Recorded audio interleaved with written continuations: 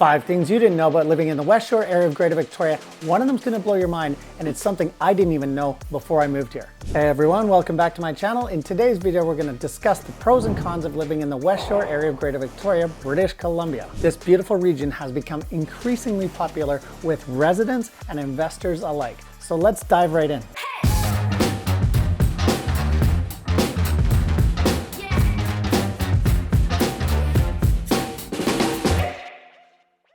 For those of you who don't know me, my name is Cochrane. I've been an award-winning realtor right here in Greater Victoria since 2005, resident of Greater Victoria since 1984, and I help people just like yourself buy, sell, and invest in real estate in Greater Victoria. All of my contact details are right below, so feel free to reach out and give me a call. We can touch base, we can just have a chat, see what your goals are. Starting with the pros, here are 5 reasons living in the West Shore could be perfect for you. Now you're gonna hear this one a lot, but affordability. Now this is relative, of course. Now the West Shore area offers more affordable housing options when compared to Greater Victoria, the core, and some other sort of prestigious areas of Greater Victoria. I don't mean to say that every house here is for everyone and everyone can afford to live in the West Shore. What I am saying is relative to the other areas of Greater Victoria, the West Shore is an affordable option. Number 2, the West Shore is also known for its stunning natural surroundings, from picturesque coastlines, sandy beaches, and hiking trails, mountain biking trails. There's lakes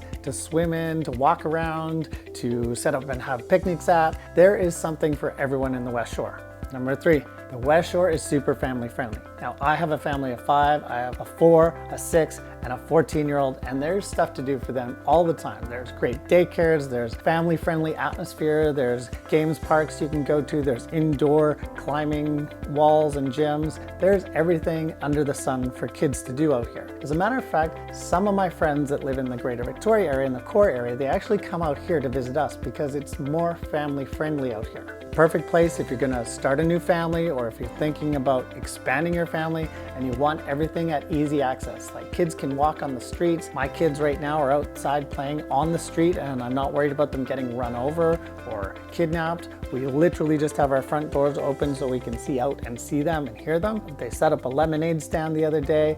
What a great family-friendly environment. Number 4, big city amenities. So despite being outside of the core of Greater Victoria, West Shore offers big box stores. We've got Costco, we've got Walmart, we've got Best Buy, but there are tons and tons of amenities out here. We've got great connections with recreation facilities, we have nice shopping centers, we have a great theater. We do have a couple of different great restaurants out here. The amenities in the West Shore are almost like downtown. Not quite as much nightlife, but to be honest, we have a fair amount of amenities out here. You don't have to drive anywhere far in order to live a pretty nice lifestyle out here. Outdoor recreation is number 5, and I might have mentioned it in the previous one, but this is more specific to what you can do outdoors. So there's an actual manicured and maintained mountain bike trail. There's access to the Galloping Goose. We've got hiking trails around Thetis Lake. You can hike up Mount Wells, Mount Finlayson, Mill Hill, and you can see panoramic views of all of the Greater Victoria right down to the Inner Harbour, all the way up to Sydney. You can see Mount Baker. You can see up to the Malahat. We've got world-class golf facilities out here with Bear Mountain having the mountain course, the valley course. We've got Olympic View, which is a fantastic course. So those all are out here. So there's tons and tons of outdoor activities to do. So let's move into the negatives. Now, obviously these are important to consider when you're thinking about moving to the West Shore. So let's dive right into con number 1, commuting distance. I would say that it's closer to many places that I've lived in the Greater Victoria area. I specifically live in a really convenient location in Langford. There are some people that live another 10 minutes out of Greater Victoria from me, but it is not a great deal of time. It might be a con, but it's really just not that far anymore. I mean, we're like 15, 16 kilometers from downtown. It's not that far.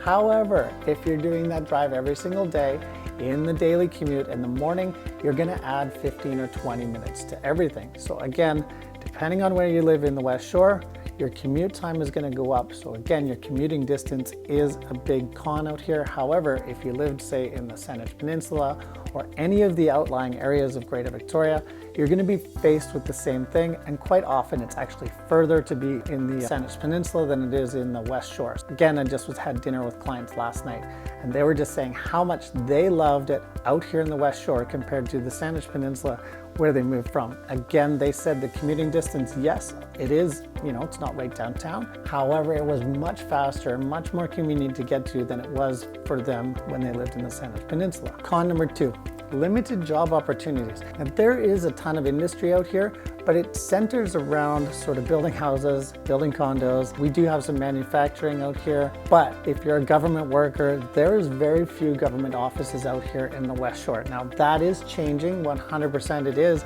However, right now, which, again, the public sector is the biggest employer in Greater Victoria, there are limited job opportunities that are in the West Shore. So again, you might have to drive all the way downtown, but there is a thriving industry out here. It just depends on what specialized work you're looking for. So again, manufacturing, we have tech park, we have construction everywhere out here in the West Shore. So again, if you're in those areas, not a big deal, but certain other specifics, there can be limited job opportunities.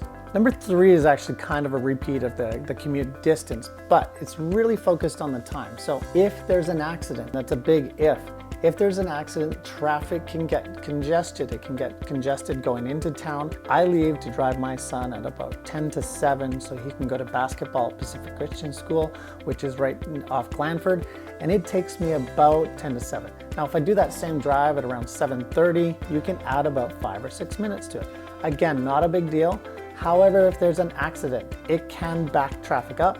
And of course, all it takes is a looky-loos on the side of the road slowing down, and that memory of traffic tends to add up. So it can add a little bit because there is a lot of people coming into the downtown area from the West Shore. One little hiccup and you can have potential congestion. So let me talk to you about con number 4, which is something that I used to find very, very important, which was nightlife.